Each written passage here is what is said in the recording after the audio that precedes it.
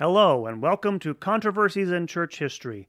My name is Derek Taylor, and this is the podcast where we take you through the most debated, discussed, and important issues, events, and ideas in the history of the Catholic Church. You can find us on the web at churchcontroversies.com with our website, on Facebook, also on social media, Twitter, and a YouTube channel as well. Please like and subscribe to all these. The podcast is available on all the major podcasting platforms. Welcome again to our series on liberation theology. And this is episode 3, Liberation Struggles, 1968 to 1980. Now, in the second episode, we talked about the emergence of liberation theology out of the experience of the generation of priests who came basically just before the Vatican Council, Second Vatican Council, emerged into a rapidly changing Latin American world, which was becoming, torn by violence and by poverty. And then the institutional emergence of this at the meeting of Latin American bishops in 1968 at Medellin, and where you have the bishops for the first time seem to embrace some of these progressive theological ideas.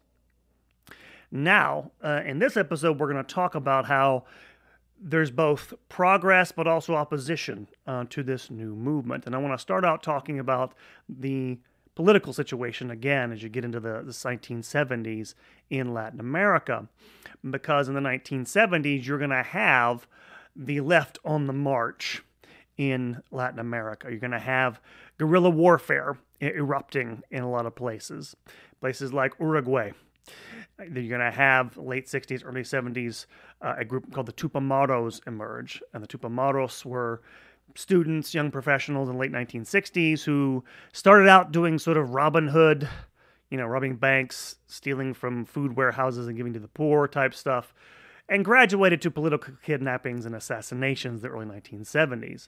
What happens is, as you'll see in almost all of these countries, the military will step in and take over the country in 1973, and democracy will only return in the 1980s.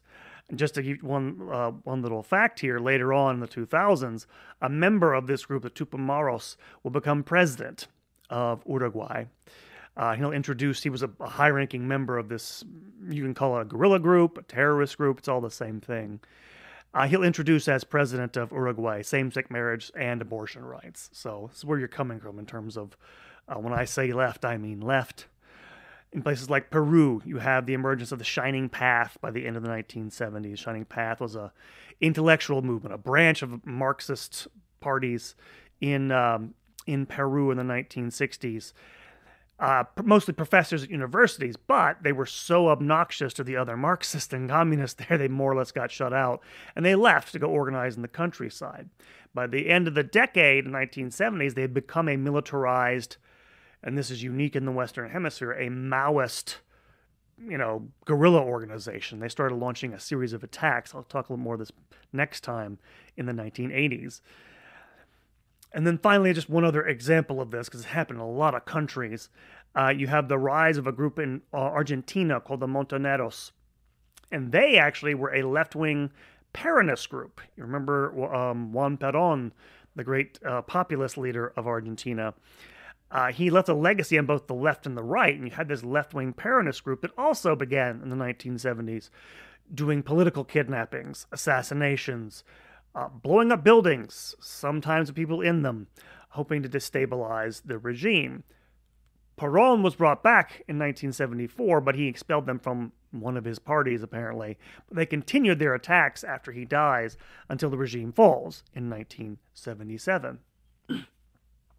But the big victory for the left in the early 1970s is in Chile, because there, Salvador Allende is elected in 1970.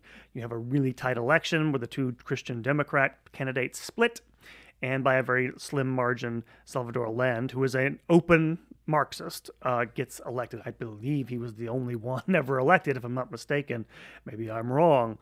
But he's elected with, as you would expect, he does have some support from the Soviets and the KGB. He does communicate with them.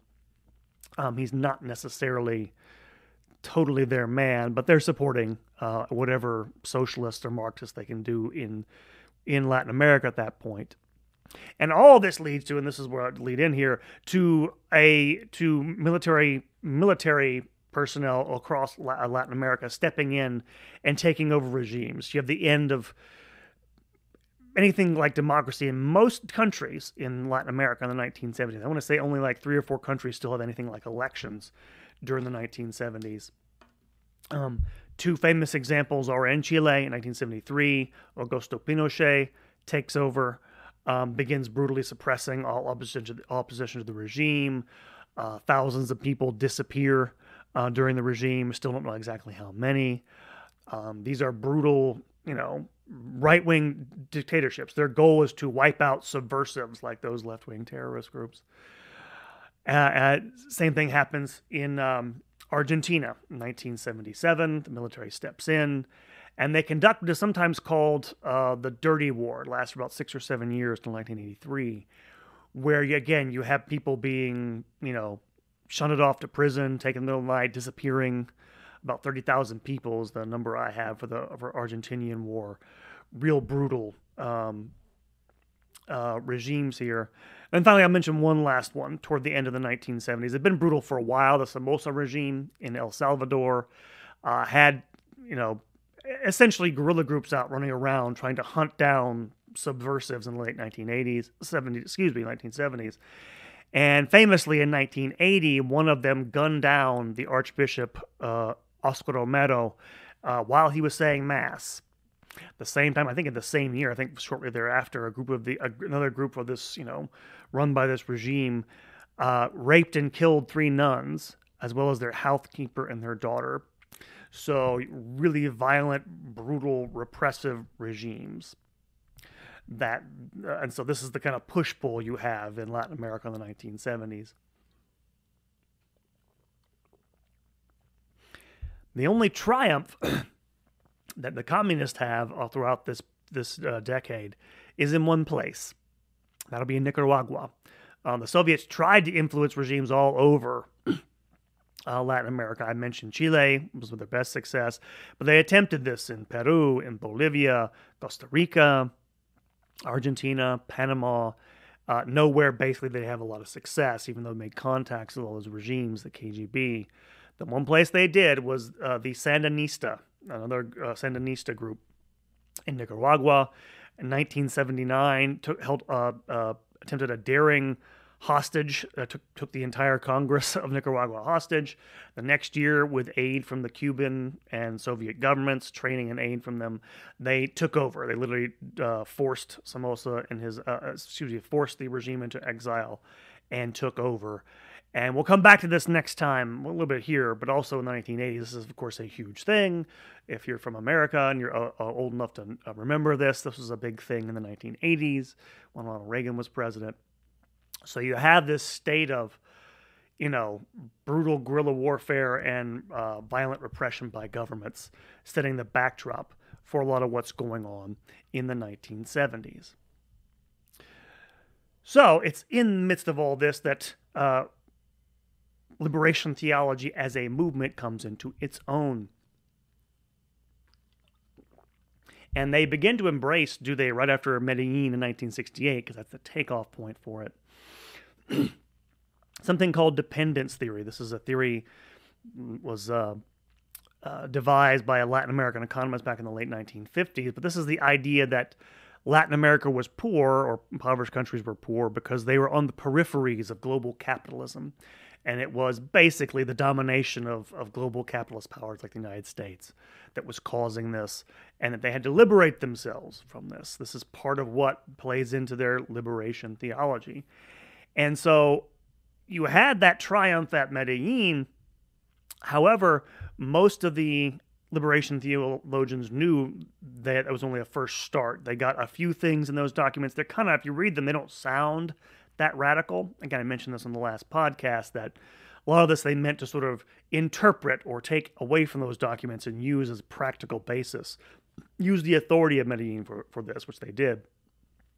As one of them said shortly thereafter in the 1980s, remembering all this, I'm quoting here, said, quote, "The struggle for the interpretation of the Medellin documents was as or more important than the struggle for the production of the documents. If the documents are seen today as progressive documents, it is because those who were the most active in appropriating, knowing, spreading, and interpreting the documents were the most progressive groups in the church," unquote. So you have a situation in which these groups knew basically that these documents didn't say what they wanted them to say totally. The whole point was to interpret them. If this sounds familiar to you, this is basically the same sort of strategy that was used by progressive theologians regarding the Second Vatican Council and its documents. We got enough ambiguity there we can work with. We can take this into a practical setting and get what we want that way. And so that is effectively really what is going on in right after Medellin, the next several years. And it's kind of amazing. Christian Smith, the sociologist, talks about this. You know, when it begins in the 1970s, really only about 30 people involved in this network. It's a group of about 30 theologians, all about the same age, you know, late 30s, early 40s, mid 40s, all European trained, who set up this, you know, network of institutes. They create, you know, pastoral institutes, educational institutes, liturgical institutes. They create the positions that they'll have in the church by creating these things. They'll hold conferences nonstop. We'll come back to this. To create the influence they want to have. There's one other thing we'll get to in a moment, are the base communities within the church hierarchy, within those, you know, I mentioned they took over the Latin American Bishops' Conference, some of the institutional apparatus there. And so you're going to have them emerging because of this. And you're also going to have a series of books being published in the 1970s, where these are the founding documents in some ways of liberation theology. The most important of these is by Gustavo Gutierrez, right? These are the most important ones published. There are several books. We'll go through all the names here. We'll get to one of them in a moment, but the biggest one is by Gutierrez, and that's Toward a Theology of Liberation. Just to give you an idea where they're coming from here. Just a few choice selections from his work. In that work, he talks about the need for social revolution. Read a couple of quotations here. This is Gustavo Gutierrez.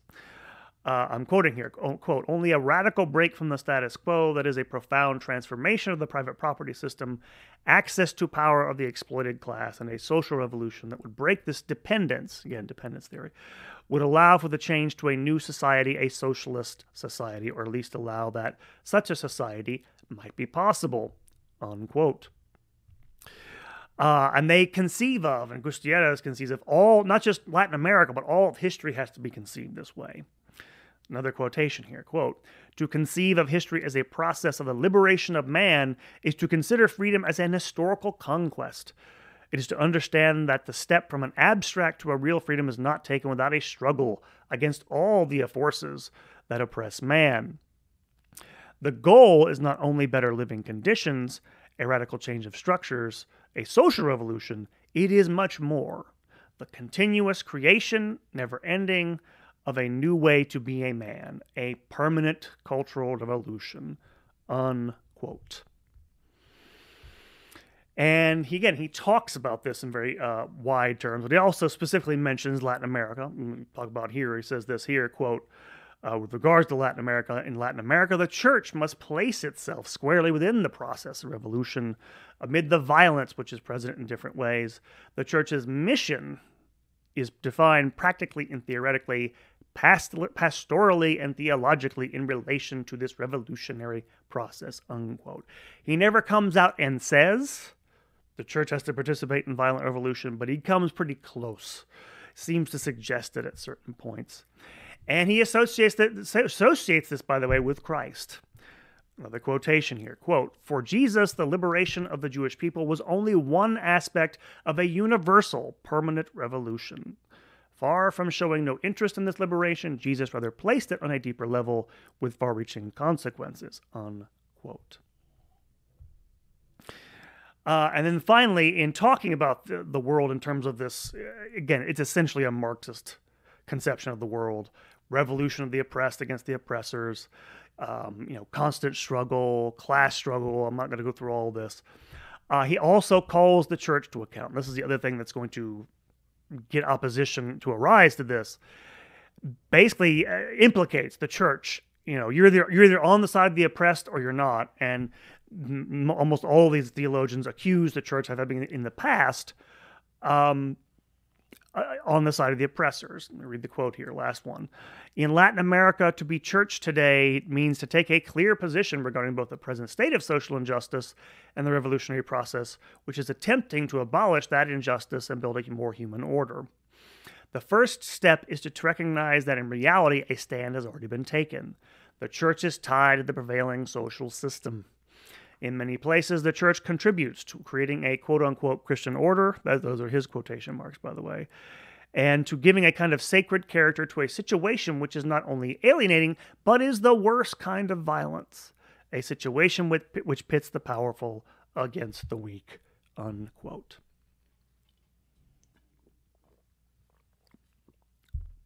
In other words, they're calling for a break with the past, not only within society, but within the church itself. The church has to participate in this revolution, otherwise it's on the side of the oppressors.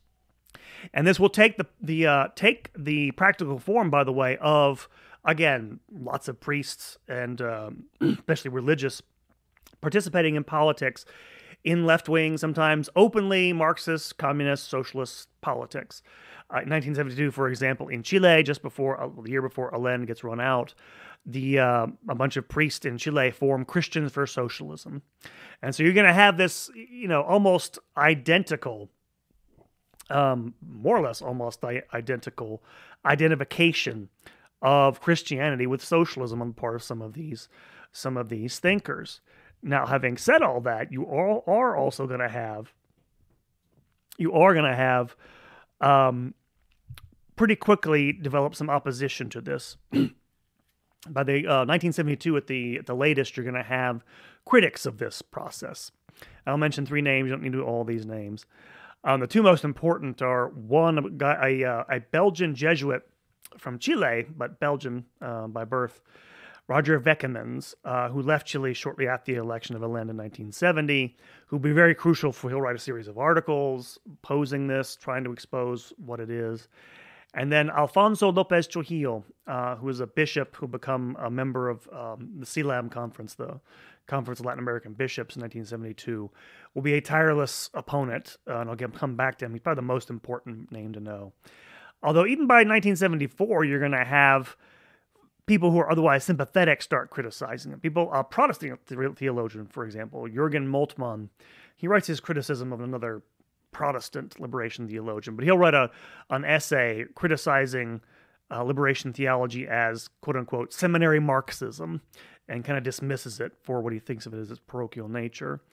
So you're going to have intellectual combat coming pretty soon. You're also going to have, shortly thereafter, after Medellin, within a few years, some of the bishops are going to become uneasy about some of this activity. They thought they were just trying to make a bigger stand to help the poor. It begins to sound like the liberation theologians have more political activism in mind, so some of them begin to criticize it. You're also going to begin to have elements in Rome begin to criticize it. But the biggest thing that happens is that the Conference of Latin American Bishops meets again in 1972 at Sucre in Colombia. I think it's Colombia. They meet at Sucre, and in 1972, and behind López Trujillo's preparations for this. This time, remember last time they got blindsided by the more organized progressive bishops and their allies. They managed to get control of CELAM. They purged a lot of the more progressive members from its ranks. They basically took back control of the bureaucracy associated with it. So this is a sort of turning point. They kind of get kicked out to the liberation theologians of their base within the hierarchy, which will have an effect in the long run.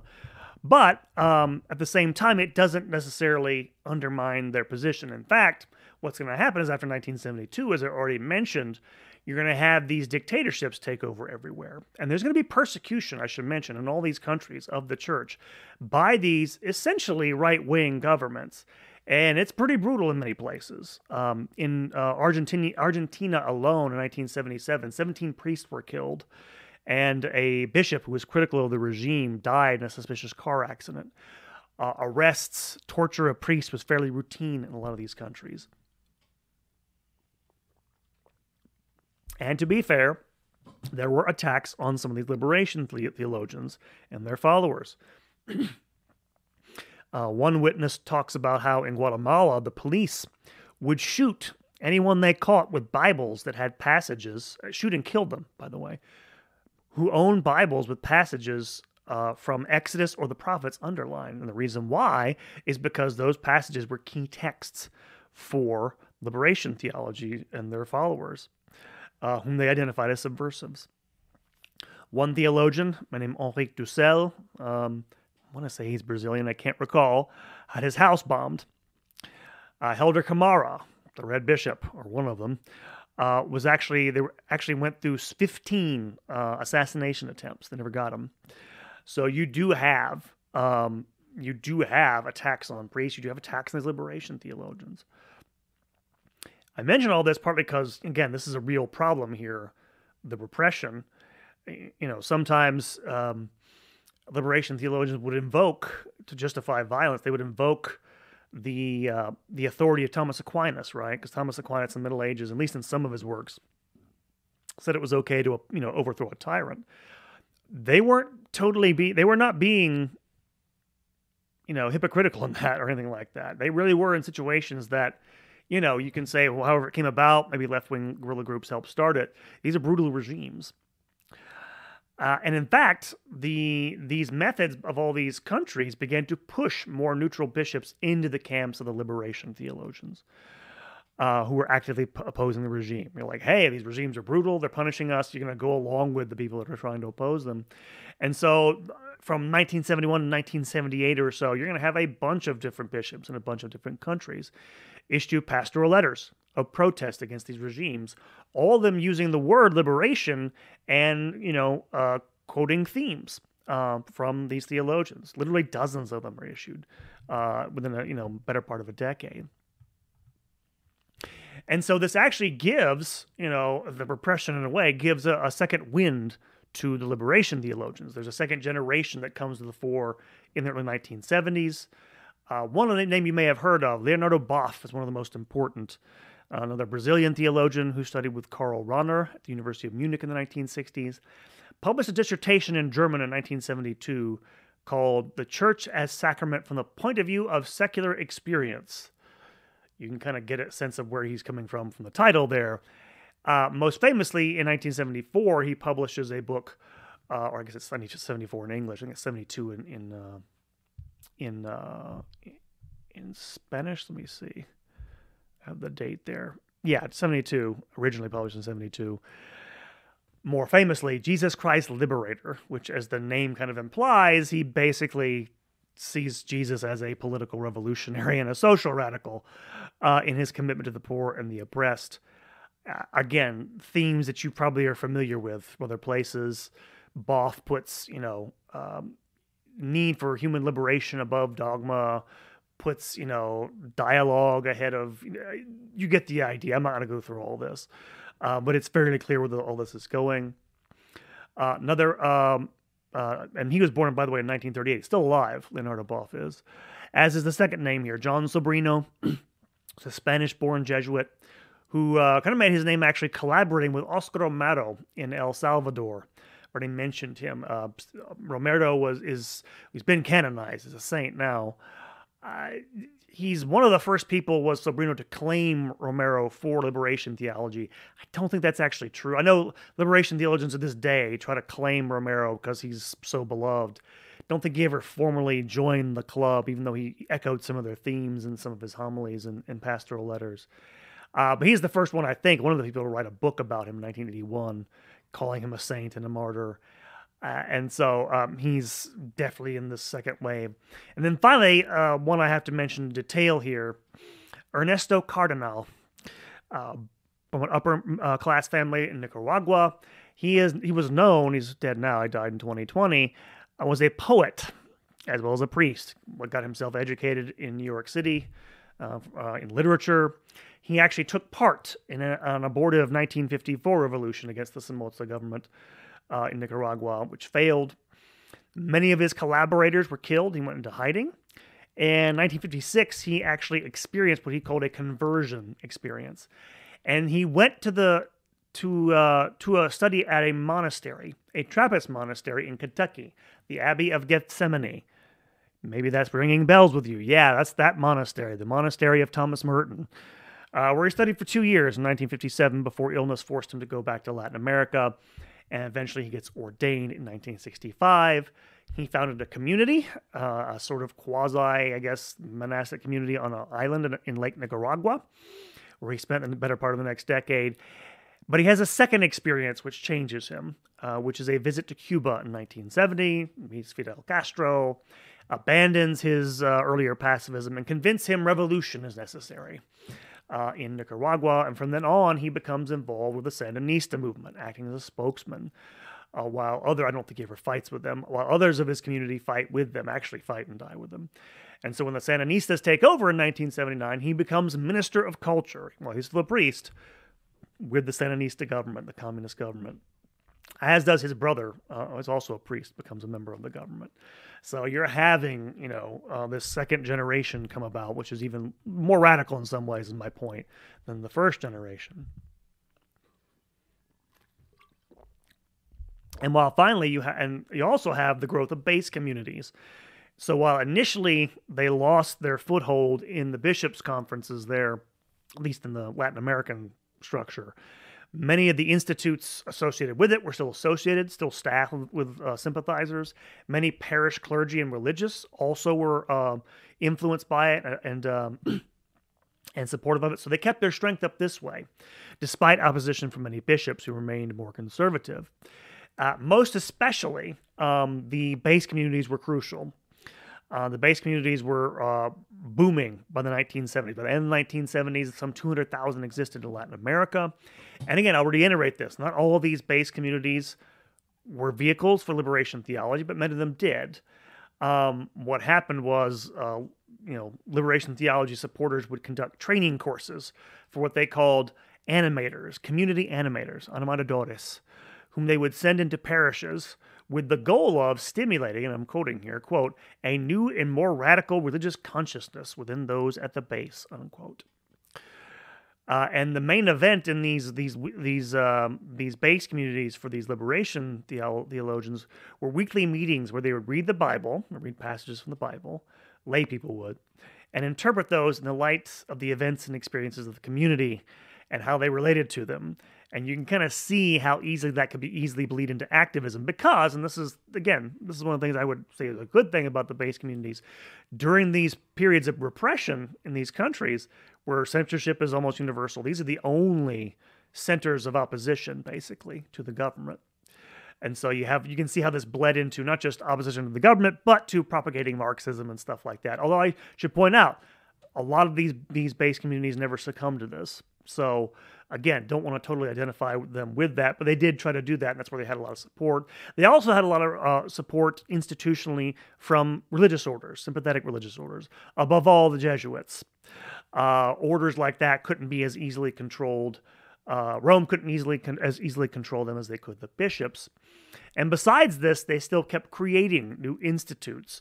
Some of them even created new publishing houses. The Maryknoll order, which is kind of associated with this, started a publishing house which publishes all their works to this day to get their message out. Major international conferences are held in Mexico City in 1975, and as well as in Detroit. And in 1976, they hold a conference in Tanzania, aligning themselves with the quote-unquote indigenous theologies coming out of Africa and Asia. So they're broadening their networks despite the persecution in Latin America at the same time. And by the way, if you're wondering where all this is being funded from, it's funding from outside the church, basically, outside of Latin America anyway, from Catholic agencies in Germany, the USCCB, but also from ecumenical and Protestant bodies, the World Council of Churches, the National Council of Churches in the United States, as well as Methodist and Lutheran churches. They're taking, again, their ecumenical ties, and they're giving them support for this, which is a battle both in and outside the church, the Catholic Church itself. Now, the focus, as you can kind of see, of the struggle within the Catholic Church in Latin America here is becoming CELAM. And in fact, originally, after I think about 1975, from about 1975, the plan was to have another meeting of it in 1978. It is postponed.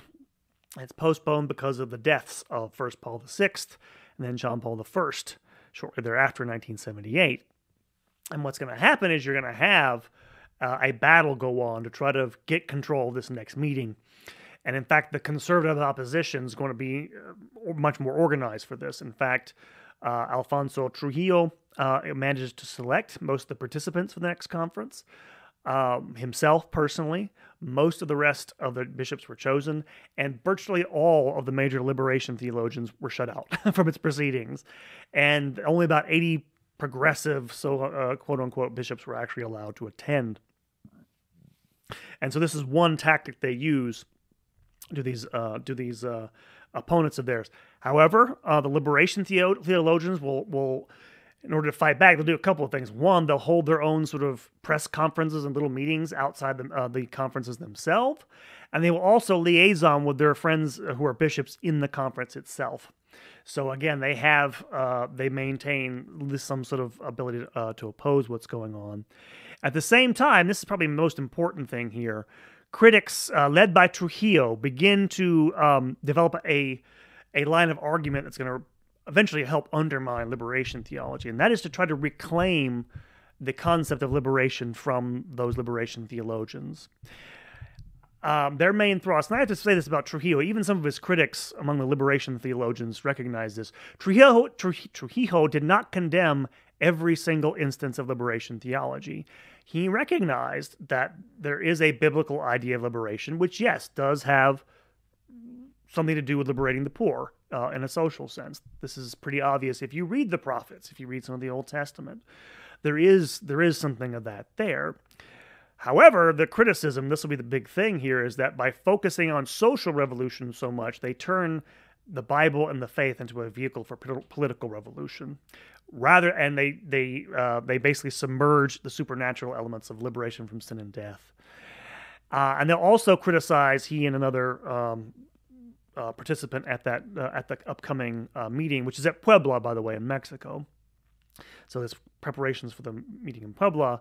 They'll criticize the tendency to subordinate evangelization for political activism. This is an idea that will show up in the documents at Puebla. You'll find it in every subsequent criticism, basically, of liberation theology. It'll get into the criticisms that, as we get to the last episode next time, the criticisms that Rome makes against it. And it's one of the more powerful lines of argument. It also happens to be true. But Trujillo deserves a lot of credit, is my point for all of this.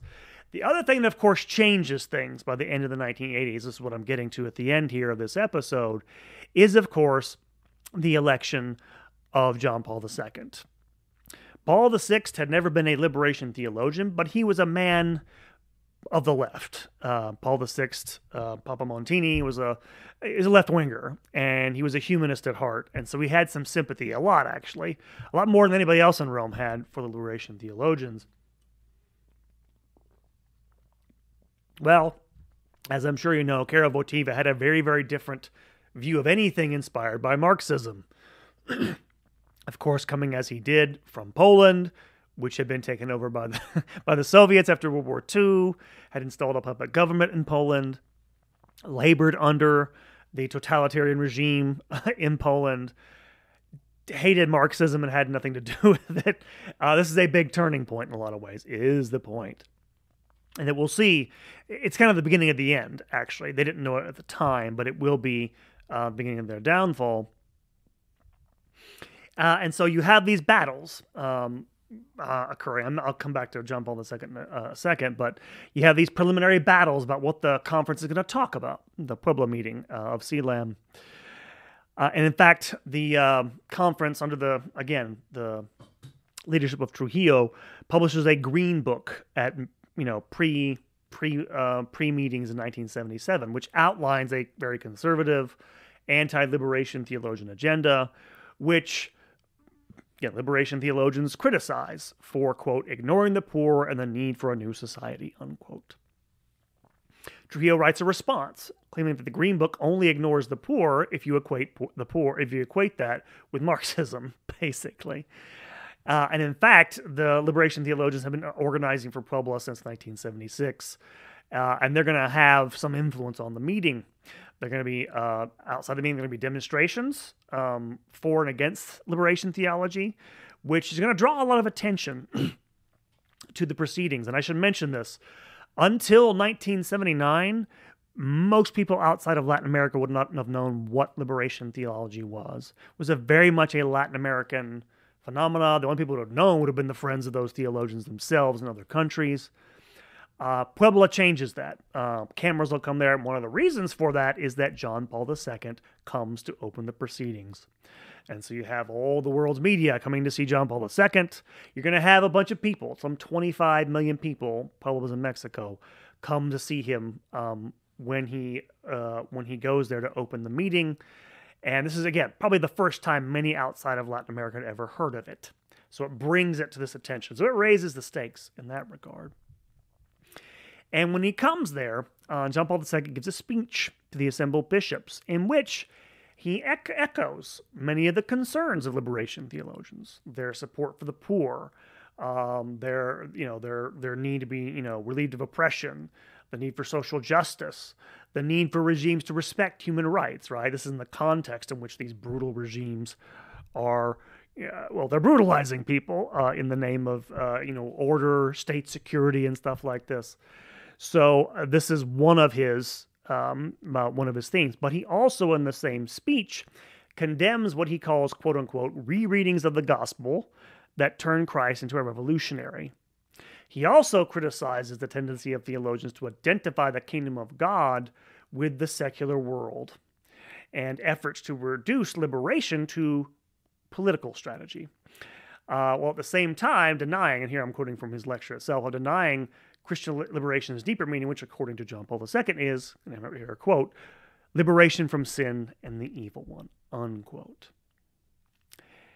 In other words, while acknowledging liberation theology's concerns, he criticizes their excesses. He criticizes the larger framework in which they're conducting, their efforts to help the poor. And I should emphasize this here. If you haven't, again, I said at the beginning of this series, I don't like liberation theology. I don't think much of it. I think it's basically a bad thing for the church. I think it was ultimately harmful. Their concerns about the poor, their concerns about those regimes, for that, I'm basically on their side. What's wrong with it are all the ideas they brought to it, which go way beyond merely trying to oppose a corrupt, brutal regime, and go way beyond merely trying to improve the lives of the poor. That's the problem. The means they hit upon were Marxist criticism. And again, for a lot of reasons, I'll come back to this at the end of the last episode, but and this is exactly what John Paul II and some of the conservative critics pointed out. Now, as it happens, even though the conservatives had control of this mostly, the progressive bishops inside the conference had enough influence that the documents produced by them basically reflected a conflict. It got enough of the ideas of the liberation theologians into those documents, the final document especially, at Medellin, that they got their concerns addressed somewhat. But again, it basically produced a document that was kind of like, and I hate to be putting this comparison in here, but it's what it reminds me of. It's kind of like some of the documents of the Second Vatican Council. You have these documents which seem to say fairly traditional things on the one hand, on the other parts they say these things that sound like they're wildly opposed to each other. And so the result is, according to one liberation theologian, a final document that was permeated by, quote, conflicting visions of church and society, unquote. In other words, throughout this period where you first have organized opposition to the liberation theology movement, it ends in a stalemate at Puebla. Both sides were looking for victory. They don't get it, but they both basically come away thinking, okay, we're going to control the future here. And so that's where I'm going to stop here. We're going to get at the end of the 1970s, you have the growth, but also some opposition. They're still in a strong position by the end of the 1970s, our liberation theologians. But next time, we're going to see how both through pressures exerted upon the movement, both from Rome itself, from their opponents within the Latin American church, but also from changing fortunes of history. And it's kind of an ironic thing, because one of the things liberation theologians put a big emphasis on was the church needs to listen to recent historical experience. History is the guide, historical experience is the guide to truth, not dogma, not revelation, basically. And I'm not overdoing it, by the way. They talk about theology being primarily, first and foremost, a reflection not on the deposit of the faith or divine revelation, but a reflection on the experience of the people. Well, what's going to happen is the experience of the people changes in the 1980s and 90s. And so in our last episode, should be our last episode, might be our last episode next time, episode 4, we'll talk about the decline and fall, how liberation theology goes from being what seems like the way of the future to being by the early 1990s to already basically being a part of the past and a dead letter. So if you like this episode, you like what we're doing here, please go to our Facebook page, like it, go subscribe on Apple Podcasts, Spotify, wherever you can find it, subscribe to our YouTube channel, go visit the website, churchcontroversies.com. I have material up there besides links to the podcast. I have articles I've written for Crisis Magazine, other stuff I've written. I have a blog there on my own, so please go check it out. Thank you guys for listening. God bless you all, and you'll hear from me next time. Take care, y'all.